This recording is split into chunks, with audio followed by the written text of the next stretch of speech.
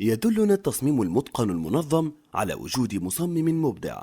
لذلك فبمبادئ العقل البسيطة نجد أن كوننا يدل على وجود خالق عليم قدير خلقه وقدر مقاديره، ويجب أن يكون خالق هذا الكون مختلفا عنه، لأنه لو كان مثله لاحتاج إلى من يخلقه، وكذلك سيحتاج من يخلقه إلى من يخلقه، وهكذا إلى ما لا نهاية. وإذا كان هذا الخالق العظيم قد أرسل لنا رسالة من عنده، فمن غير المنطقي أن تكون هذه رسالات متناقضة مختلفة، بل يجب أن تكون متفقة متشابهة.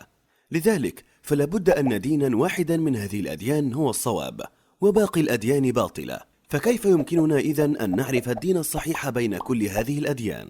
لو تأملنا هذه الأديان لوجدناها تنقسم قسمين: أديان تدعو لعبادة خالق الكون الذي لم يخلق، وأديان تدعو لعبادة المخلوقات كالأصنام والحيوانات والبشر. والعقل السليم يحكم ببطلان عبادة ما صنعناه نحن بأيدينا من التماثيل، أو ما رأيناه عاجزا مصنوعا كالحيوانات والبشر. بالتالي نستبعد كل الديانات الأرضية الوضعية. يبقى عندنا 4 ديانات فقط من بين تلك الديانات كلها: اليهودية، المسيحية، الزرادشتية، الإسلام. أما اليهودية فهي ديانة قومية لا يمكنك الدخول فيها ما لم تكن أمك يهودية، فالأمر بالنسبة لها منتهٍ قبل النقاش.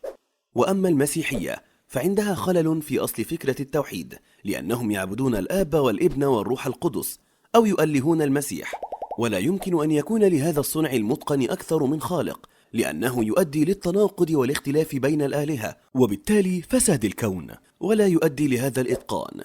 كذلك لا يمكن للإله العظيم الذي خلق هذا الكون أن يكون عاجزا ضعيفا مصلوبا ويموت ثم يقوم، وبالتالي تستبعد المسيحية من المقارنة. لم يبقى سوى الزرادشتية والإسلام، وتفوق الإسلام على الزرادشتية في نقاط كثيرة، منها: أولا، أن الإسلام رسالة عالمية لكل الناس. ثانيا، أن رسول الإسلام معروف بالصدق والأمانة، أما رسول الزرادشتية فلم يبق من كلامه وأخباره شيء عند أتباعه. ثالثا، أن نصوص الإسلام المقدسة محفوظة كلها بأدق تفاصيلها حتى الحركات والسكون، وهذا أمر لافت للنظر يصعب أن يكون بقدرة البشر فقط لمدة 1400 عام دون تقدير من الخالق العظيم. رابعا، أن تصور الإسلام عن الخالق تصور متسق واضح يقبله العقل السليم دون مشاكل. خامسا، أن القرآن ليس فيه تناقضات وأخطاء طالما فهمناه الفهم السليم، ولو كان من عند البشر لوجدنا فيه أخطاء وتناقضات كثيرة. سادسا، أن الإسلام يفسر لنا فلسفة الكون والأحداث بطريقة مقبولة للعقل وسهلة وواضحة، فهناك إله واحد لا شيء مثله، يجب أن نفرده وحده بالعبادة دون غيره.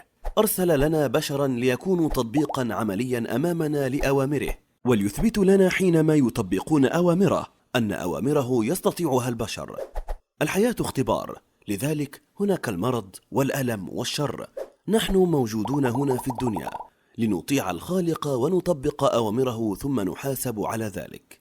تفسيرات سهلة منطقية للأسئلة الوجودية، لذلك كان الإسلام هو الدين الصحيح الموافق للعقل.